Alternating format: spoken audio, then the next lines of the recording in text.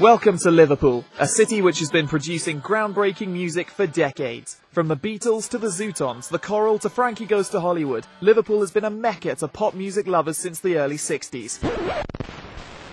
But is that where it ends? Is this city destined to remain a haven of happy songs and catchy choruses? Or is there a different sound to be heard? One that reflects the harsh realities and tough streets of Liverpool life? Join me on a journey to discover the Merseyside hip-hop scene. Hip, hip-hop.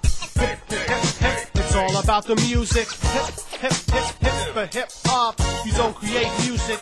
When I think about hip-hop music, I must admit Liverpool isn't the first place I think of. So I met Paul Melia, aka Outcast Youth, a local rapper and events organiser who told me about the state of hip-hop on Merseyside. If you think about the amount of promoters who are booking events, hip-hop events in Liverpool, you can probably count them on one hand. But there's an audience in Liverpool, I believe, that likes rap music, that listens to hip-hop music.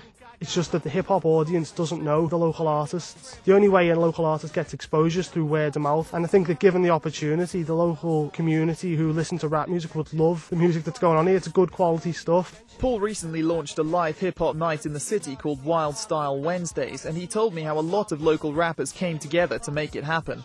We've had great support from the local community and local rappers getting in touch wanting to perform. It's really been a self-made thing, you know, all the rappers who want to perform have been out there handing flyers out, putting posters up. It's been a real communal effort from everyone who wants to make it a success. The main place we want to get it to is where we have a regular hip-hop night in the city. We want it to be, you know, live hip-hop music, local artists performing, a showcase for them to show off what they've been doing, and also a chance through open mic to help new people, help nurture new talent and give them a chance to perform as well. I was keen to go along to a Wild Style Wednesday to see for myself what the local hip-hop scene had to offer. But I got an idea of how hard it is to arrange these sort of nights when Paul told me that only one had happened so far, and the next one wasn't planned for another couple of months. Luckily, Paul introduced me to some of the artists who've been trying to make a name for themselves at his events.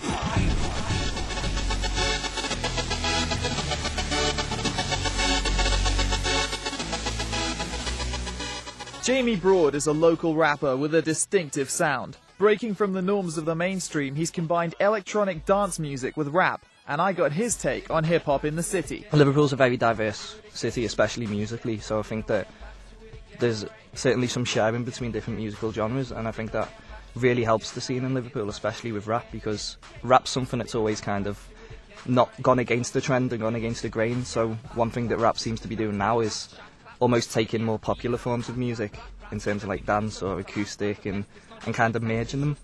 Jamie's style got me interested in the differences that separate underground rap in Liverpool from the usual sounds of the global mainstream. And what I discovered next was something I never thought I'd hear.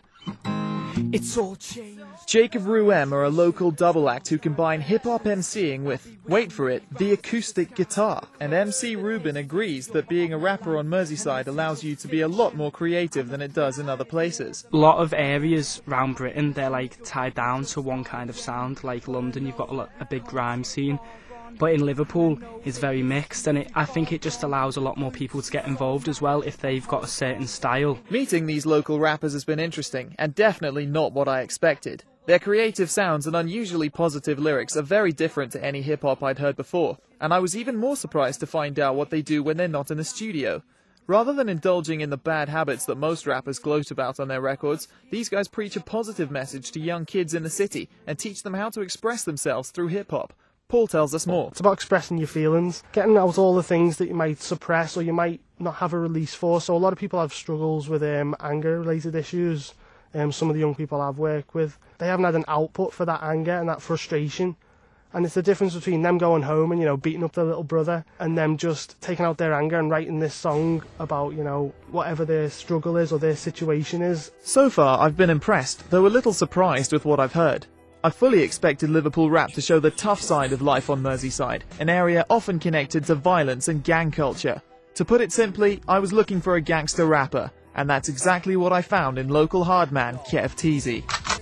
Welcome to Liverpool, Merseyside, where at times you gotta be wise and staying alive. Like know your postcodes and watch your dress sense, cause if you stand out then things can get tense. How much does the city of Liverpool inspire you as a rapper? Oh, a lot, like, you know. If the things that didn't go on in the city never happened, I probably wouldn't have hardly anything to rap about, you know what I mean? It's just, you know, the things you see every day and You know, you read the papers, that's the idea there, the things that influence what I write about, do you know what I mean? So do you think that Scouse rap needs to sound hardcore and kind of gangster just to be able to reflect what Liverpool's all about? I know a lot of my songs sometimes do have a bit of violence in them, but I'm just talking about what happens, do you know what I mean? I'm not trying to promote it, I'm talking about it as it's an issue in the city, do you know what I mean? It's not like I'm making it up. But despite the fact that Kev's music's a lot closer to mainstream hip-hop than what I've heard so far, he tells me it's still not easy to gain recognition as a Scouse rapper. It's still like a new idea, do you know what I mean? It's not known by everyone. You look at the population of Liverpool, I think there's about 800,000 people. I look at my views on YouTube, I probably had about 50,000 listens, you know, to all my songs. But that's still nowhere near, like, just me city, do you know what I mean? The rappers I've been talking to seem to agree that it's hard to achieve large-scale success in Liverpool, so I spoke to Duncan, one half of hip-hop duo Soul's Rest. These guys are originally from Liverpool, but once their talent had been spotted and they started gaining recognition, they moved to Canada, and Duncan told me why this was a smart move. There's a lot more going on, there's a lot of promoters out here. I think realistically, the scene isn't really big enough in Liverpool in order to really kind of support an up-and-coming artist. I think you get to a certain point, as we did, and then you've got to make a decision. Really, Liverpool's not very well known for its hip-hop scene. It's not developed enough to really push an artist into the limelight in a big way, I don't think. Listening to what Duncan had to say, I was beginning to think that maybe it was impossible for young rappers from Liverpool to ever really get anywhere. But then I met a local guy whose hip-hop career tells a different story. He started out organising small under-18 hip-hop nights in the city, and this year alone he's performed at Glastonbury, recorded tracks at the BBC's Maida Vale studios, and been hailed by top DJs like Zane Lowe and Hugh Stevens. His name is Kof, and I met him at his Liverpool HQ to talk about his rise to success. When will I be famous? Kof's a rapper who's been going from strength to strength ever since he was discovered by Radio 1's Ras Kwame at the Cavern. But despite achieving success on a national level, he told me he still struggles to get a look in on Merseyside. I feel like from all the artists that I know in Liverpool, that I've done the most, I've been played the most on radio and had the most success on that certain level, but still I find it hard to get reviewed in like the Echo newspaper. Like I played Glastonbury this year and I've done like Maida Vale Radio 1 sessions and I've opened up for a bunch of big artists, but still fail to get recognition, to the point where even when they're doing a hip-hop review in Liverpool, my name doesn't even get mentioned. Although he's faced some of the same problems that many Scouse rappers face today, Kof told me how he got to where he is by taking matters into his own hands in a city that does its rising hip-hop scene no favours. Couldn't get no radio play, there was no shows really that was going on for us to jump on.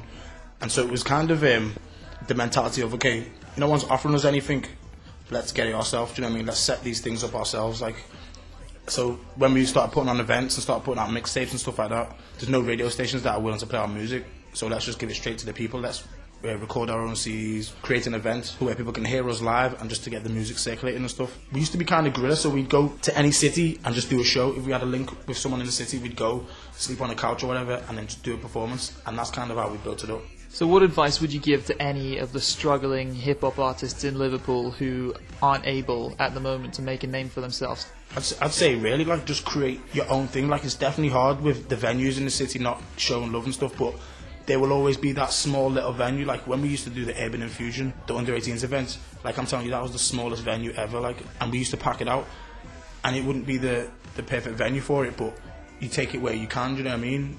We used to just go to Aldi, buy a pack of 10 blank CDs, write our name on the front of it and just hand them out, do you know what I mean? As long as you're getting your music to the people. And if someone kind of knocks you back, just ignore it and just use it to your benefit and say, like I'm saying, you know, when I'm finished, you're going to be coming back to me. If there's one thing I've learnt from my time with the rappers I've spoken to, it's that there's a definite passion for hip-hop in Liverpool. Hate it or love it, the Merseyside rap scene is very much alive, and I just really hope that nights like Wild Style Wednesdays can get properly underway and allow the city's fresh talent to get recognition. Don't get me wrong, there's still a lot of work to do, but the enthusiasm I've seen makes me think it's a real possibility.